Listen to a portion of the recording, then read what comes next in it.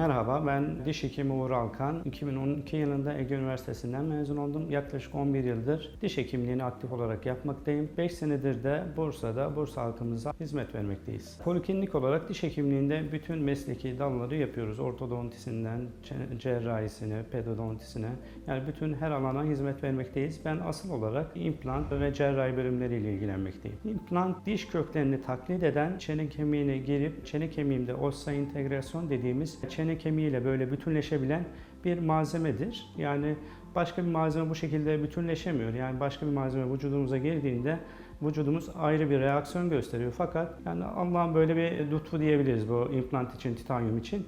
Vücudumuzda çok çabuk bütünleşebilen, osseointegrasyon olabilen bir malzeme. Bu malzeme vücuda yerleştirilip, yani çene kemiğine yerleştirilip üzerine porselen veya farklı malzemelerle üst yapı restorasyonu yapılabilir. Yani implant çekim sonrası hemen implantı immediat dediğimiz şekilde yerleştirebiliyoruz. İmplantı dişi çektikten sonra aynı sokete implantı yerleştiriyoruz. 3 ay bir bekleme sürecimiz var ama bu süreç içerisinde hastayı dişsiz bırakmıyoruz.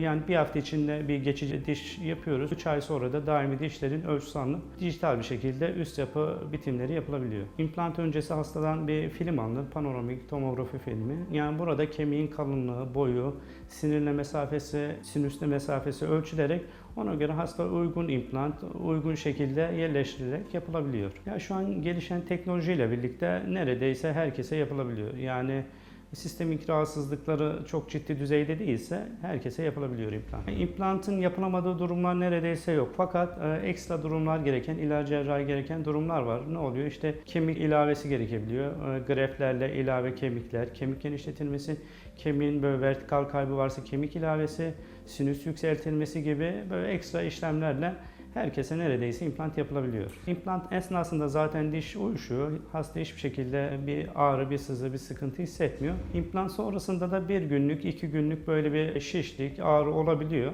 Onun için de tedbir amaçlı işte antibiyotik, ağrı kesicilerle, gargaralarla destekliyoruz. Yani bunu hasta çok böyle konforlu bir şekilde de atlatabiliyor. Ağızda hiç diş olmayan vakalarda 6 tane yukarıya, 6 tane aşağı implant yapılarak, yani totalde 12 implant yapılarak sabit bir protez yapılabiliyor köprü şeklinde. Yani bütün 32 dişi yok, 32 implant değil de köprü şeklinde 12 implant yapılarak 28 diş yapılabiliyor. Başarılı bir implant, yani öncelikle hastaya göre değişiyor. Hastanın kemiği spongiyoz yapıdaysa agresif bir implant yapılarak, yani implant markasından ziyade bunu hekime bıraksalar hekim en güzel implantı hastaya uygulayacaktır. İmplant yaptıktan sonra da kendi dişimiz gibi implantlara bakmamız gerekiyor. Yani implantın üzerindeki porselene, yani onları fırçalamamız lazım. Kemik kaybı olmamasına özen göstermemiz lazım.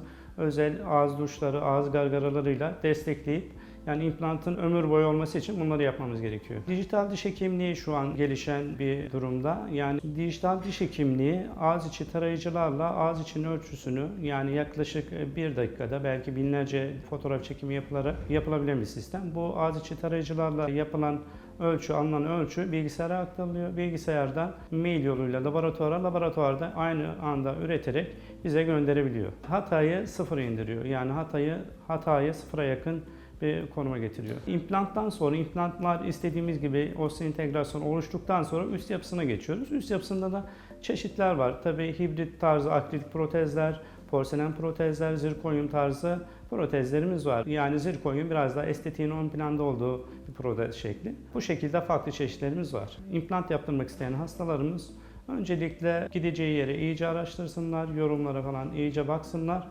Yani hekimin işine çok karışmadan hekime bırakarak olayı bu şekilde bitirirlerse onlar için daha sağlıklı olacağını düşünüyorum.